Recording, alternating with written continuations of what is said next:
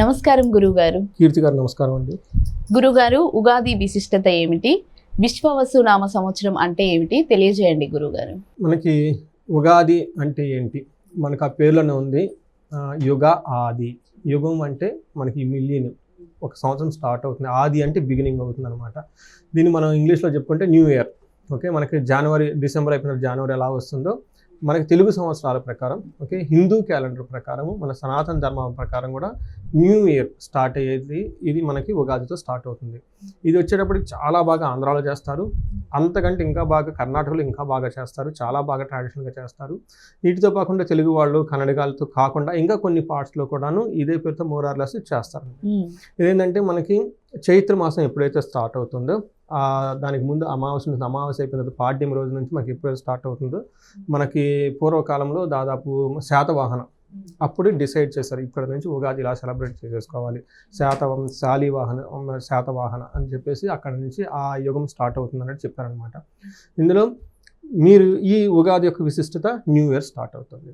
అయితే మనకి చాలా మహర్షులు గొప్ప సిస్టాన్ని పెట్టారండి. అందులో వచ్చేటప్పటికి ఆధ్యాత్మికంగా ఉండటము, రాశి ఫలాలు తెలుసుకోవటము, అలానే ఉగాది పచ్చడి చేయటము.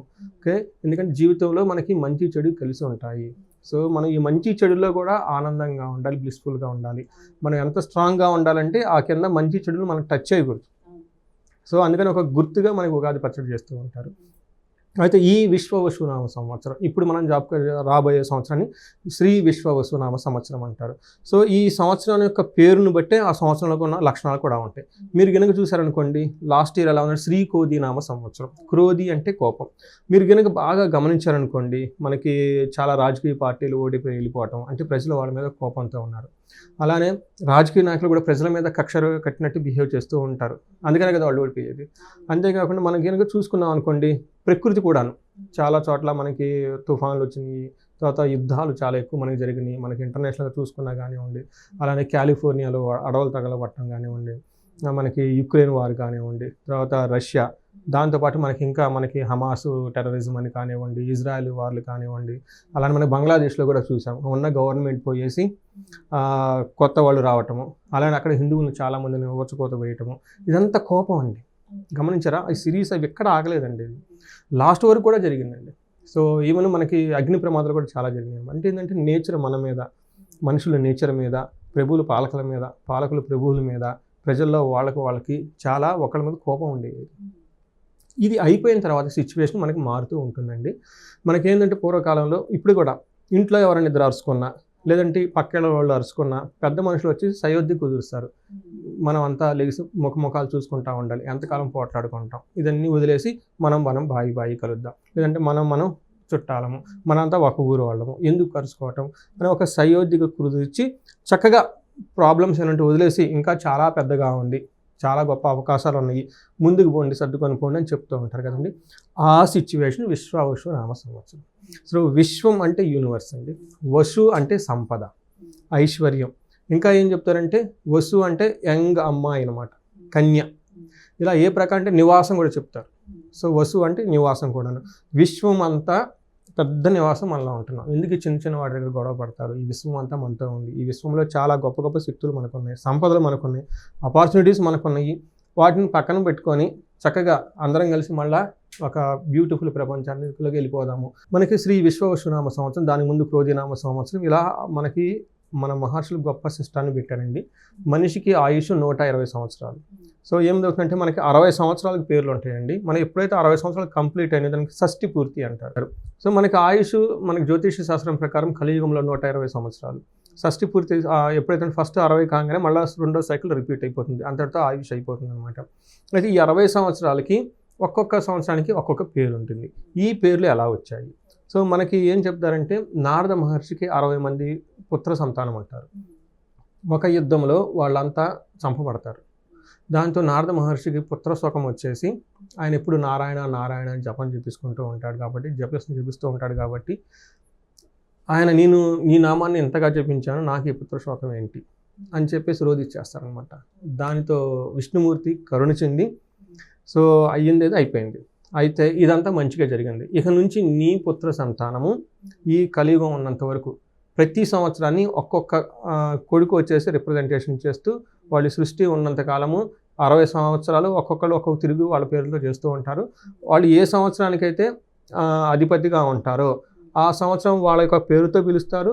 వాళ్ళ యొక్క ఆశయాలకు అనుగుణంగా కూడా ప్రకృతి అంతా నడుస్తూ ఉంటుంది అని చెప్పేసి వరం ఇచ్చి వెళ్ళిపోతారండి. అందుకని ఇప్పుడు మనం ఈ పిలుచుకొని 60 సంవత్సరాలకి ఒక్కొక్క దానికి ఒక్కొక్క పేరు ఉంటుంది. ఆ పేర్లు నథింగ్ బట్ నారద మహర్షి యొక్క సంతానానికి ఉన్న పేర్లండి. ఓకే గురుగారు, విశ్వవసునామ సంవత్సరంలో తులారాశి వారికి ఎలా ఉండబోతుంది అంటారు గురుగారు? ఒక ముక్కలా చెప్పాలంటే విశ్వవసునామ సంవత్సరం ఇప్పటిదాకా మనం ఏదైతే మాట్లాడుకున్నామో అది వీళ్ళకి ఎగ్జాక్ట్గా అక్షరాలు రాబోతుందండి. ఓకే, చాలా బాగుందని చెప్పాలి.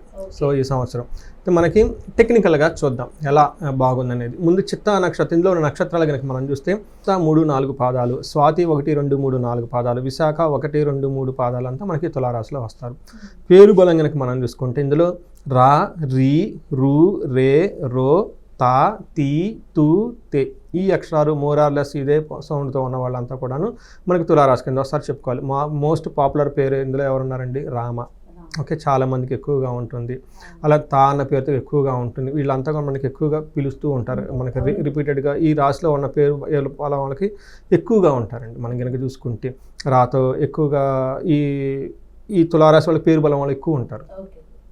ఇందులో మనకి కంద ఆదాయ ఫలితాలు కనుక చూసుకుంటే వీళ్ళకి ఆదాయం 11, వ్యయం 8. ఓకే గురుగారు, బాగుంది. సో వీళ్ళకి రాజపూజ్యము 2, అవమానం 2. ఓకే, సమానంగా ఉందని మనం చెప్పుకోవాలన్నమాట.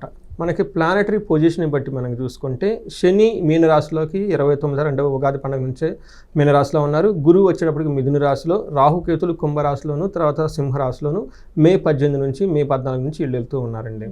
అయితే ఈ యొక్క గ్రహస్థితిని బట్టి మనం కనుక చూసుకుంటే మనకి ఏమని చెప్తారంటే లఘు గోచారం, సూక్ష్మ గోచారం అన్న కాన్సెప్ట్లో వార్తల్లో ముఖ్య అంశంలాగా హెడ్లైన్స్ లాగా వెరీ సింపుల్గా ముందుగానే తెలుసుకోవచ్చు.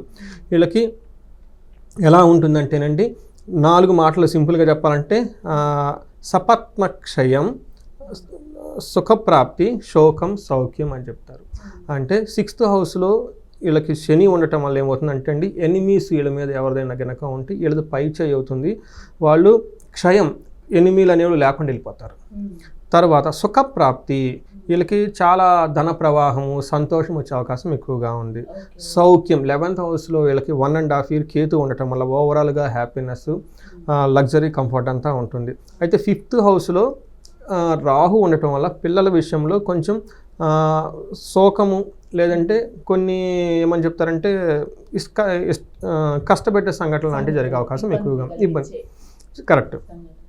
ఓవరాల్గా చూసుకుంటే చాలా బాగుంది.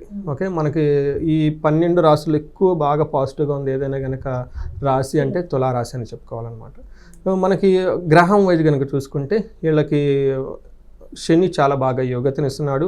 3rd హౌస్లో కూడాను దృష్టి ఉండటంతో 2 మేజర్ హౌస్లు శని యొక్క దృష్టి ఉండటం వల్ల చాలా బాగుంది. మనకి మహర్షులు సంస్కృతంలో ఏం చెప్తారంటే 6వ ఇంట్లో కనుక శని ఉంటే షష్టమ స్థాన గతే శని అంటే 6వ ఇంట్లో కనుక శని ఉంటే ఏమవుతుంది? ధన ధాన్యాభివృద్ధి, తర్వాత బంధు సంతోషం, తర్వాత వర్ధనం, అంతేకాని స్త్రీ సౌఖ్యం, గృహ నిర్మాణం అని చెప్తారు. ధనము, ధాన్యము అభివృద్ధి జరుగుతూ ఉంటుంది. తర్వాత వృద్ధి బాగా వృద్ధి చెందుతూ ఉంటుంది. బంధు సంతోషం, బంధువులతో సంతోషంగా ఉంటారు. వర్ధనం, దినదిన వర్ధనం కలిగి చాలా చక్కగా ఉంటారు.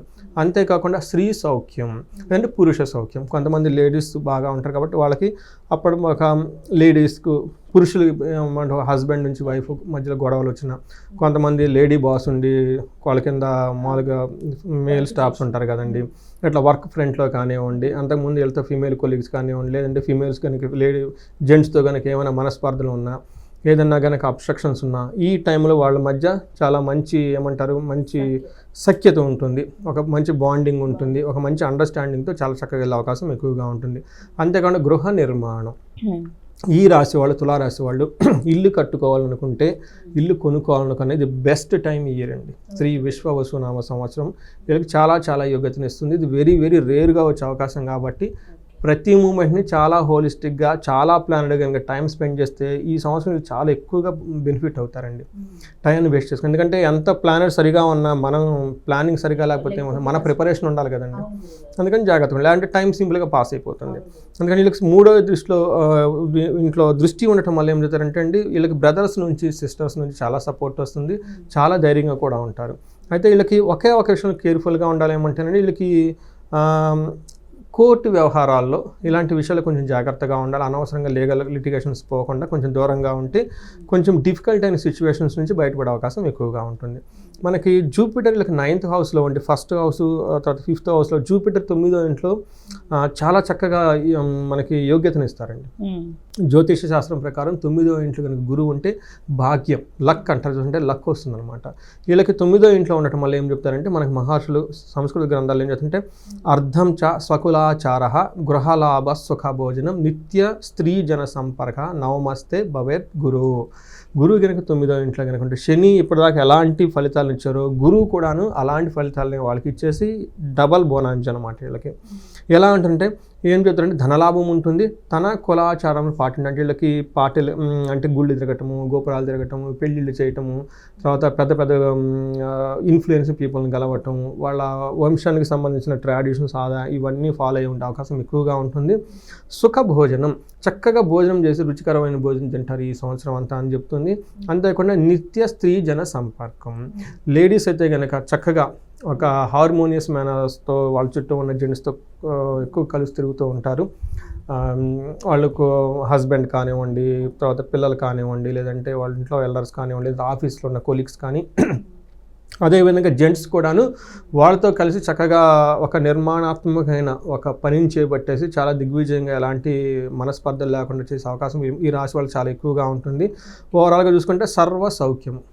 ఇంకా ఒక ముక్కలో చెప్పేశారు, ఇంకా దాని గురించి ఎక్కువ చెప్పడం కూడా అనవసరం. అయితే వీళ్ళకి 1st ఇంట్లో దృష్టి ఉండటం వల్ల మంచి హెల్త్గా ఉండే అవకాశం ఎక్కువగా ఉంది. ట్రాన్స్ఫర్లు అయ్యే అవకాశం కూడా ఎక్కువగా ఉంటుంది. బట్ ట్రాన్స్ఫర్ అయినా కానీ అవి కూడా వీళ్ళకి పాజిటివ్గా ఉంటాయి. తర్వాత 5th హౌస్లో దృష్టి ఉండటం అంటే పిల్లలకి ఎవరైనా కనుక ప్లాన్ చేసుకుంటే ఈ సంవత్సరం ఇది బెస్ట్ టైం అండి. తులారాశి వాళ్ళకి పిల్లలకి సంబంధించిన కానీ ఏదైనా కనుక ప్లాన్ చేసుకుంటే చక్కగా ఎలాంటి ఇబ్బంది లేకుండా ఒక మంచి పిల్లలు వీళ్ళు ఇంట్లో పుట్టే అవకాశం చాలా ఎక్కువగా ఉంది. అయితే 5th హౌస్లో రాహు వీళ్ళకి 5th హౌస్లో ఉండటం వల్ల ఇది అంత కొంచెం అంటే పెద్ద ఇబ్బంది పెట్టే సిచ్యువేషన్ కాదు, ఒక న్యూట్రల్ తటస్థమైన పొజిషన్ అని మనం చెప్పుకోవాలి. ఇందులో ఏమవుతుందంటే పుత్రవైర్యం అంటే పిల్లలతో గొడవలు పడే అవకాశం ఎక్కువగా ఉంటుంది. తర్వాత ఇది మిక్స్డ్ రిజల్ట్ అనమాట. కొంచెం ఆఫీసులో బాసులు వాళ్ళ ద్వారా బాగా గౌరవించబడే అవకాశం ఎక్కువగా ఉంటుంది. అకాలానికి భోజనం చేయటం, అందరితో గౌరవించబడటం, ఆర్థికంగా అంటే ఏమవుతుందంటే బలంగా ఆర్థికంగా కొంచెం బలంగా లేకపోవడం, ఇలాంటి మిక్స్డ్ రిజల్ట్ వచ్చే అవకాశం ఎక్కువగా ఉంటుంది అనమాట. బట్ ఓవరాల్గా కనుక మనం చూసుకుంటే ఈవెన్ వీళ్ళకి కేతు కూడాను చాలా మంచి హౌస్లో ఉండేసి చక్కగా యోగ్యతను ఇస్తున్నారు. ఒక రకంగా చెప్పాలంటే 80% మనకి ఈ రాశి వాళ్ళకి చాలా చాలా బాగుందని మనం తెలుసుకోవాలండి. ఓకే గురువుగారు, తులారాశి వారికి నక్షత్రాల పరంగా ఎలా ఉండబోతుంది అంటారు? ఇందులో చిత్తా, స్వాతి, విశాఖ నక్షత్రం అండి. వీళ్ళకి చాలా స్ట్రైట్ ఫార్వర్డ్గా ఉందండి. అప్స్ అండ్ డౌన్స్ ఏమీలో చాలా క్లీన్గా ఉంది. కేతు వల్ల ఆరోగ్యం చాలా బాగుంటుంది. ఈ రాశి వాళ్ళకి, చిత్త వాళ్ళకి, స్వాతి వాళ్ళకి, విశాఖ వాళ్ళకి కనుక హెల్త్ కాంప్లికేషన్స్ ఏమి ఉండవు, చాలా బాగుంటుంది. అలానే ఈ రాశి వాళ్ళకి మనకి చిత్త, స్వాతి, విశాఖ వాళ్ళకి 6th హౌస్లో రాహు ఉండటం వల్ల ధనలాభము, సుఖము, సర్వజన పూజ్యము చూపిస్తూ ఉంది. అయితే శని వీళ్ళకు బాగా యోగ్యతని ఇవ్వటం వల్ల సంపదలు కూడా వచ్చే అవకాశం ఎక్కువగా ఉంది. అయితే వీళ్ళకి గురువు వల్ల 10th హౌస్లో ఉండడం వల్ల కొంచెం మిక్స్డ్ రిజల్ట్ వచ్చే అవకాశం ఎక్కువగా ఉంది. చిత్తా నక్షత్రం వాళ్ళకి 2 హెల్త్ వాళ్ళ ఓన్ శరీరమే వాళ్ళకి ఇబ్బంది పెడుతుంటారు. అంటే శారీరకంగా బాధ వస్తుంటారు, శారీరక దేహపీడం అంటారు, లేదంటే మరణము అని చెప్తూ ఉంటారు. అంటే కొంతమందికి వాళ్ళకున్న వేరే కండిషన్ వల్ల కూడా మనం చూసుకొని ఇది ఒక్క విషయంలో కొంచెం కేర్ఫుల్గా ఉంటే చాలా బాగుంటుంది. నెక్స్ట్ గురువు గారు, తులారాశి వాళ్ళు చేయాల్సిన పరిహారాలు తెలియజేయండి గురుగారు. సో మనం పరిహారాలు కనుక చూసుకుంటే ఈ రాశి వాళ్ళకి అన్ని 4 గ్రహాల్లో 3 గ్రహాలు చాలా అనుకూలంగా ఉంది. ఒక్క రాహు మాత్రం వీళ్ళకి అంత అనుకూలంగా లేరు. అంతేకాకుండా గురువు కూడాను కొన్ని విషయాల్లో ఇబ్బంది పెట్టే అవకాశం ఎక్కువగా ఉంది. గురువుకి సంబంధించి, రాహువుకి సంబంధించిన పరిహారాలు చాలా చేసుకోవాలి. ముఖ్యంగా రాహువుకి సంబంధించిన పరిహారాల్లో భాగంగా వీళ్ళకు పారే నీళ్ళల్లో ఒక 7 కొబ్బరి బోండాలు, అలాంటి 7 పీచు తీయని కొబ్బరికాయలు అమావాస్య రోజు కానివ్వండి, లేదంటే మంగళవారం రోజు కనుక చేస్తే చాలా బాగుంటుంది. అంతేకాకుండా వీళ్ళకి రాహుకి అధిష్టాన దేవత దుర్గామాత, ఓకే, దుర్గా సప్తాశ్లోకిని చాలా చక్కగా బైహార్ట్ చేసుకోవాలి, ఉదయం సాయంత్రం భక్తిగా చదువుతూ ఉండాలి. అంతేకాకుండా ఓం దుమ్ దుర్గాయ నమః అనే మంత్రాన్ని జపించుకుంటూ ఉండాలి. ఒక్కసారి నాకు కంపల్సరీ దుర్గామాతని, ఓకే, కనకదుర్గమ్మని విజయవాడ కనుక దర్శనం చేసుకొని అక్కడ టైం స్పెండ్ చేస్తే చాలా బాగుంటుంది. రాహువుకి అధిష్టాన దైవం సుబ్రహ్మణ్యేశ్వర స్వామి. నమస్కారం కనుక అందులోనూ రాహుకాలంలో చేస్తే ఇంకా చాలా మంచి, చాలా రాహుకాలానికి చాలా మంది క్యూలో నుంచి ఉంటారు. అక్కడ కనుక ఆ టైంలో కనుక చేస్తే ఈ రాహు పెట్టే ఇబ్బంది నుంచి చాలా పరిహారం వచ్చి బాగుంటుంది అనమాట. ఇవి కాకుండా వీళ్ళకి అంతా బాగుంది కాబట్టి ఇంకా ఏదైనా స్పెసిఫిక్గా ప్రాబ్లం ఉంటే పర్టికులర్గా వీళ్ళకి ఏమంటారంటే యక్ష రాక్షస పీడలు, తర్వాత శాపాలు, తర్వాత దిష్టి, వీళ్ళు కొంచెం ఎదుగుతూ ఉంటే పక్క వాళ్ళంతా ఓర్చుకోలేనితనము, ఈ మేమంటే దిష్టి పెట్టడము, ఇవన్నీ ఎక్కువగా పడే అవకాశం కూడా ఎక్కువగా ఉంటుంది. కాబట్టి ఈ టైంలో వీళ్ళు మన్యు పాశుపత అభిషేకం చేయించుకున్న, లేదంటే మన్యు పాశుపత హోమం చేయించుకున్నా కానీ వీళ్ళకి చాలా బాగా కలిసి వస్తుందండి. ఓకే గురుగారు, తులారాశి ఫలితాలు, వాళ్ళు చేయాల్సిన పరిహారాన్ని చాలా చక్కగా వివరించినందుకు ధన్యవాదాలు గురుగారు. ధన్యవాదాలండి.